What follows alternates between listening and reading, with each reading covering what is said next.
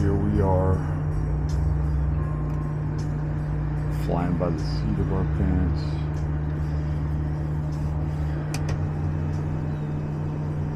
I'm just basically, like I say, impromptu posting this up. I just want to keep some sort of archival thought position going on here. I really enjoyed walking, pacing. It's not something that I can do anymore. Like, I am gonna knock this soy water out. That's what somebody called it, and that's really what it is. Drinking put some weight on me, not good weight. Brought my body fat up a little bit. Nothing too bad, probably up to where maybe kind of where it should be, but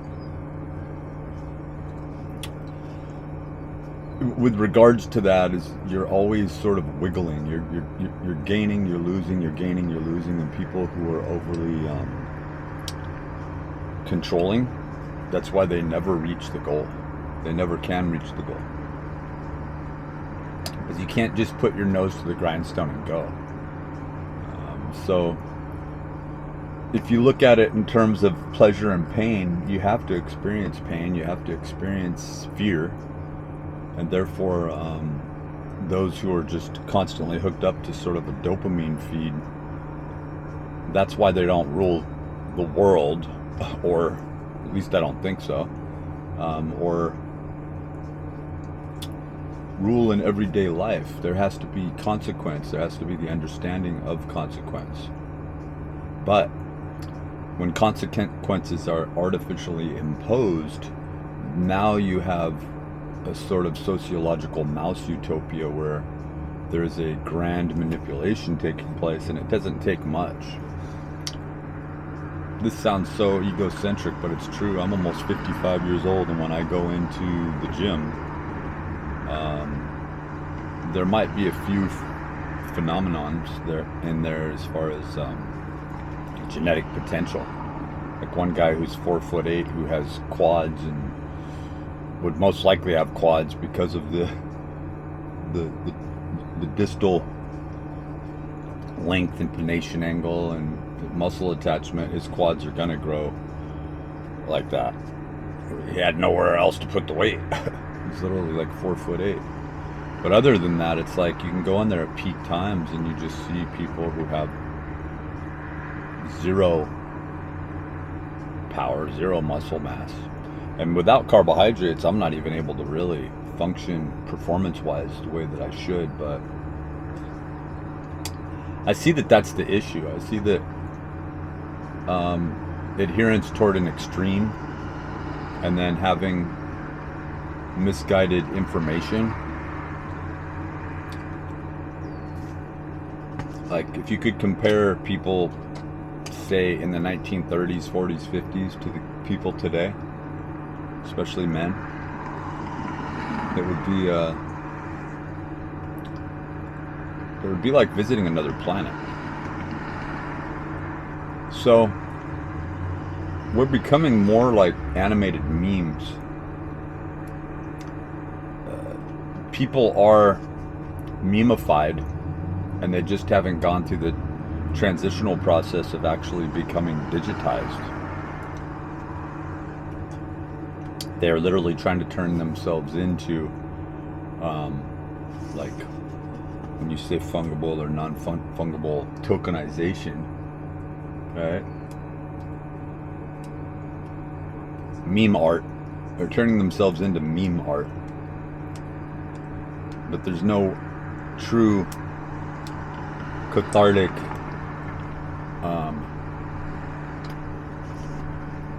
the phenomenon isn't brought about through catharsis, and that's largely what,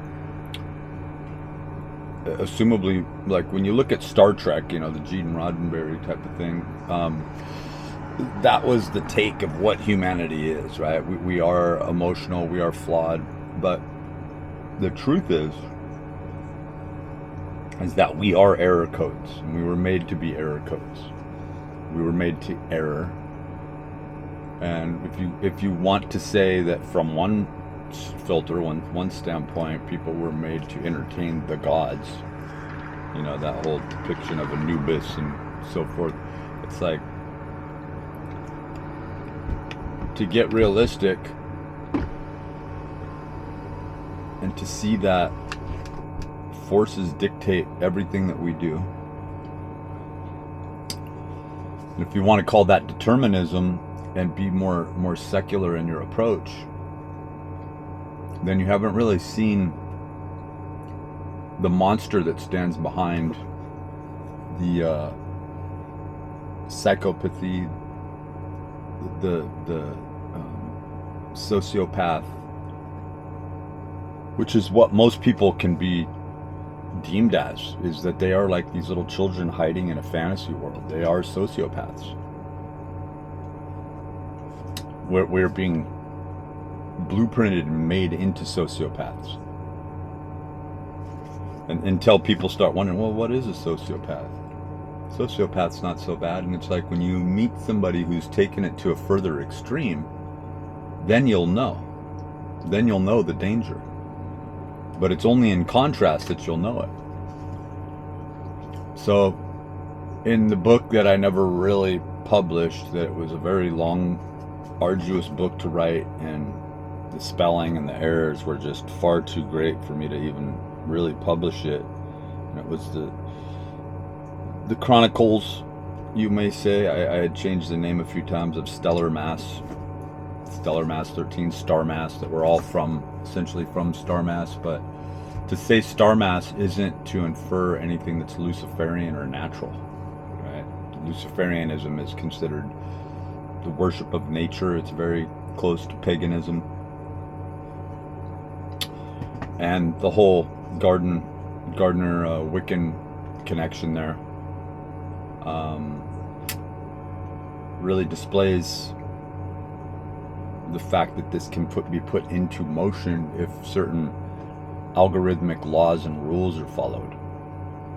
So when you understand what I'm talking about, you can become what they considered like a natural practitioner. Am I telling people to? I guess I'm saying that if you are, you are. If you're not, you're not. And that seems to be closest to the assimilation of what's going on here.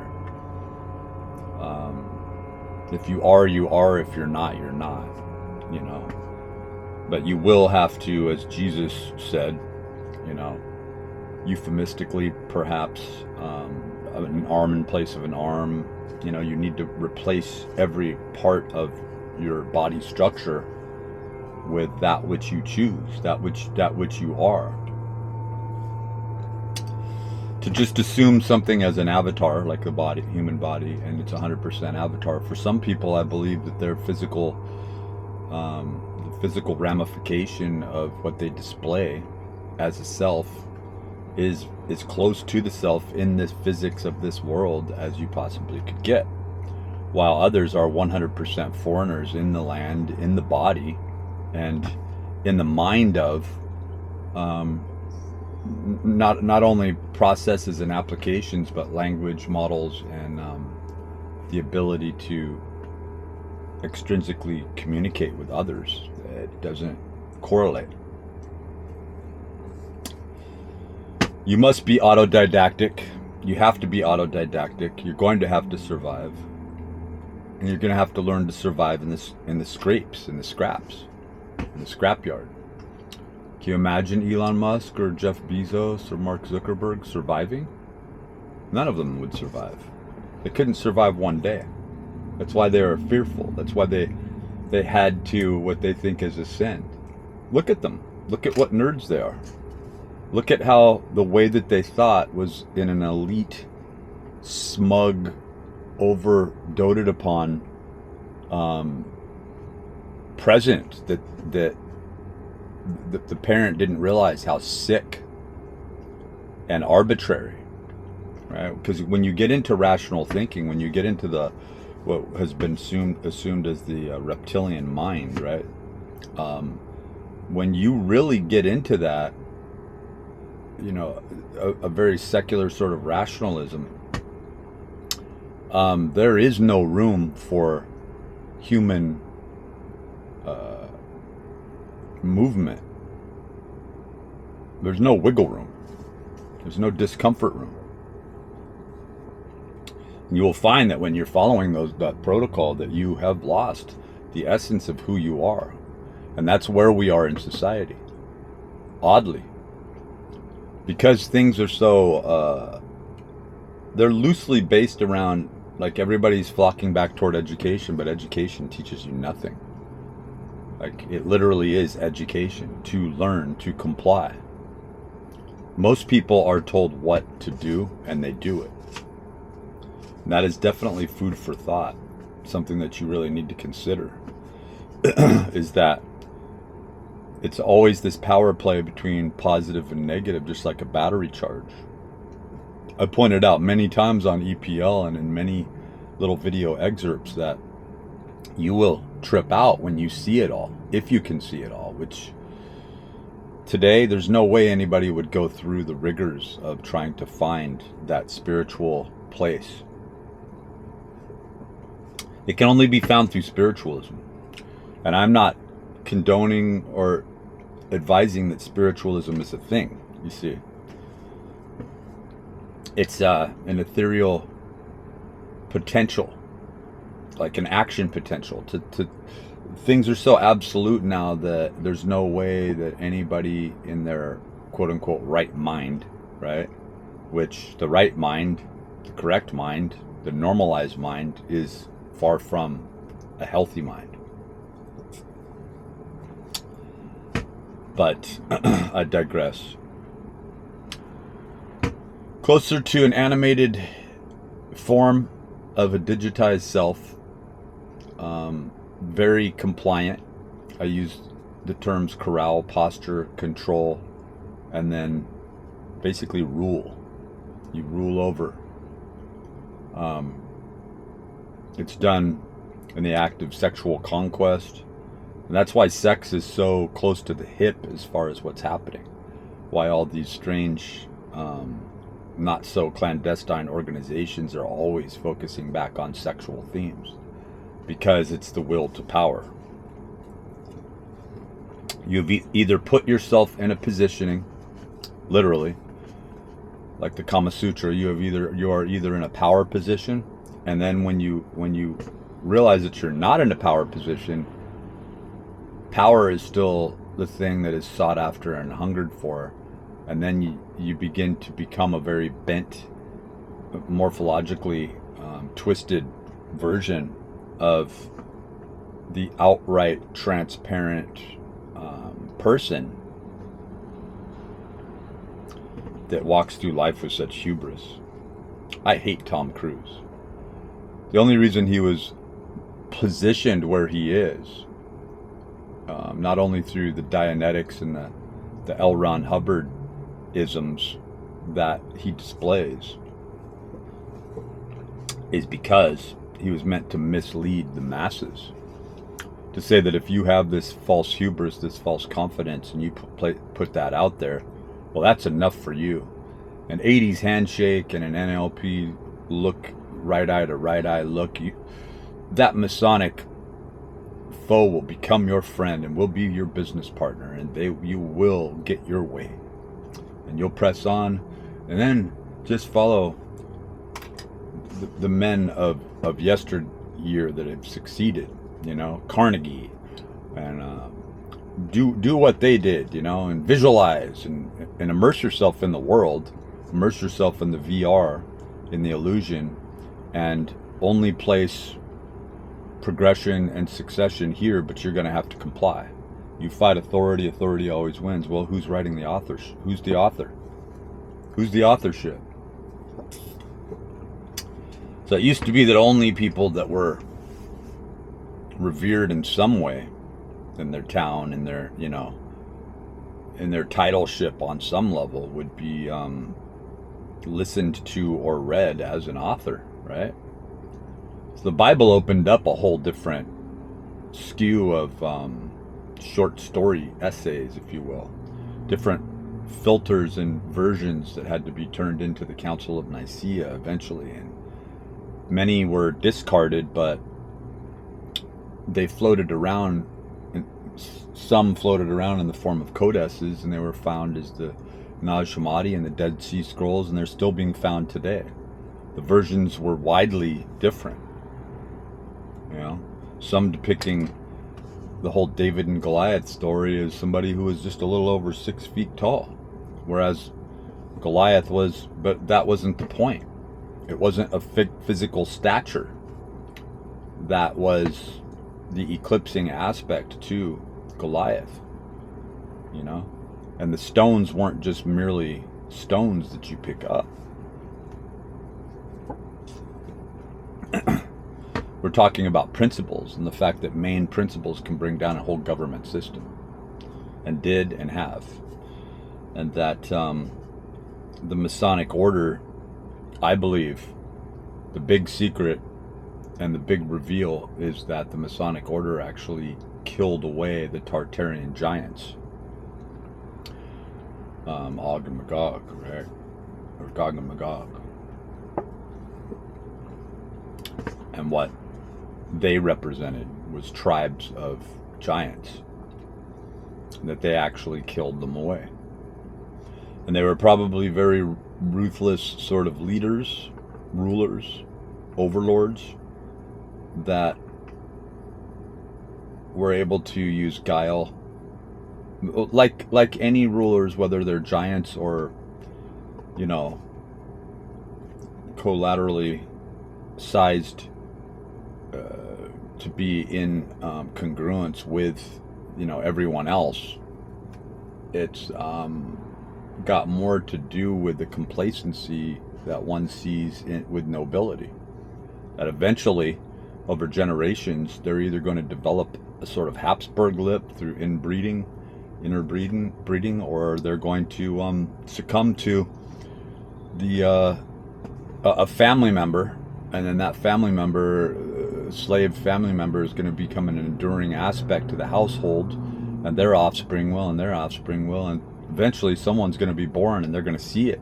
They're going to be like, these motherfuckers have to go. I don't believe it's that simple, though, and I don't believe that the Masons represent anything good. And just like all cultures that supposedly were dictated over and ruled over and abused, you'll find in each culture that there was an inside operative. There were inside operatives, and they sold out their own people. And that is where the healthy anger would go, was in the fact that when you look around you, your children don't see it, their offspring don't see it, the people that surround them don't stand, you know, it's just an ideology or an ideology on top of it all to them.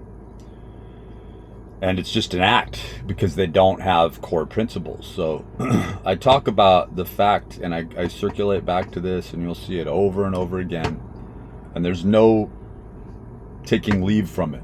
You can talk around it. You can talk semantics. You can talk about things that you think are really highbrow physics. You're using the same terms, you know, the same terms colloquially as you are in an English class as you are in the physics world. Like, do that sometime. Look at what is the root meaning of this, you know, chiral positioning. What is the root meaning of this? Mimetic sequencing. What is the root meaning of this?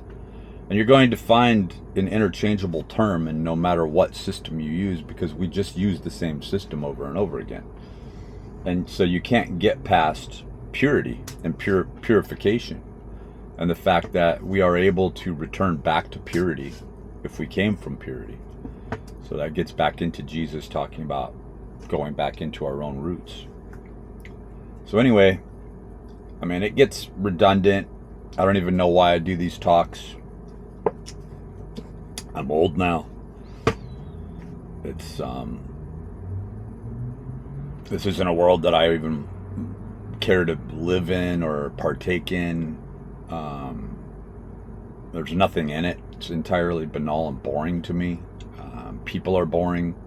They're transparent and see-through, but just because of that doesn't mean that I'm going to neuro-linguistically manipulate everyone and get my way and then live on, on my own island, set aside, separate from everybody, and diabolically plan something just because I have a mastermind type of thought process. On the contrary, it's like, if you're gonna, it doesn't, even though there's a localized attack, it is a very automated attack, because it doesn't really see you ever as an individual, even when you are 100% expressing an ODD non-compliance that goes against the grain, that goes against the traditional psychological thought process. You're either on board or you're not on board. You're either brainwashed or you're not brainwashed. If you're not brainwashed, you're just thrown out with the wash. And so even though it seems like it's a very personal attack, and it is, from an automated sense, it really can't feel you. It can't know you. And even more so, those feelings and those knowings that you call human are 100% built into the fabric of what would only be considered errors in a very true sense. And the only thing that we can do to offset that or reset it is to go back to purity. So what they want you to do is you will have to go back to purity, and then you will sell yourself out, and you will choose impurity, and the next great reset will start all over again. But there are these sects of people that choose purity. You could say, that perhaps Jesus, the story of Jesus, represented this, the Galilean. If you look at Ralph Ellis, it makes a lot of sense. It was called The Way. The religion was basically called The Way, and all of the aphorisms and sayings that Jesus would say were directly from his religion. It was an Essenian religious outlook, and it was very much based around principles. And you'd be hard pressed to find principles, like especially principle teachings in religion. It just doesn't really exist. Like, you're supposed to follow the existential outline of the religion, but you don't want to get too far into it. Nothing's teaching critical thought on an intrinsic deep scale, as to say that you need to go into yourself, you need to find yourself, and yourself isn't the body. In fact, everything that you know to be true is 100% false. And the illusion, I believe, that human beings have the power,